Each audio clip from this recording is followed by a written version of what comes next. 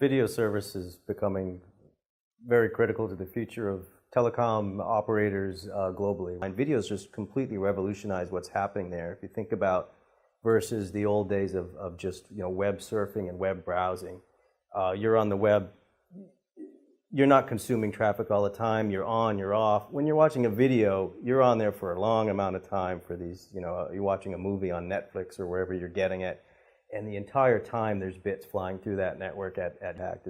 That's why video is everything.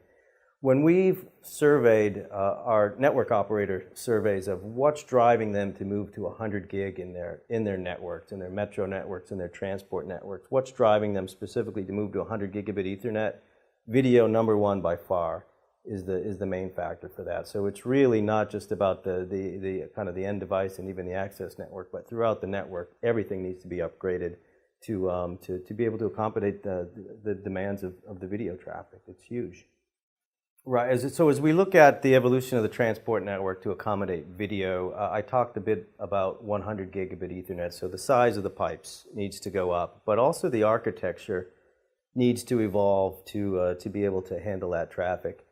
There are different options out there. One of the ones that we are seeing a lot of interest in right now and we're following closely is the migration to a switched OTN combined with WDM architecture. Obviously, and this is not just in the core, in the metro, but really driving that down all the way into the access network ultimately.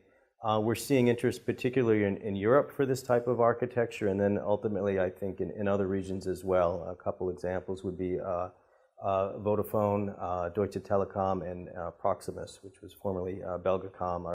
What it accomplishes is the concept of a simplified network. If you are eliminating moving up into the routed layer and you're able to just connect at the lowest layers possible, there's implications for reduced latency. OTN is known as a very low latency type of transmission. Latency is very critical for having high quality video.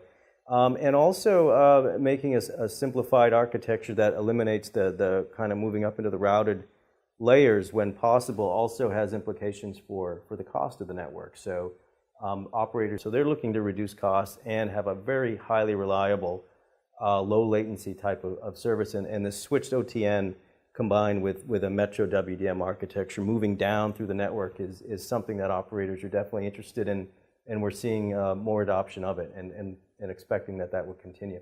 That's a combination of the optical innovation and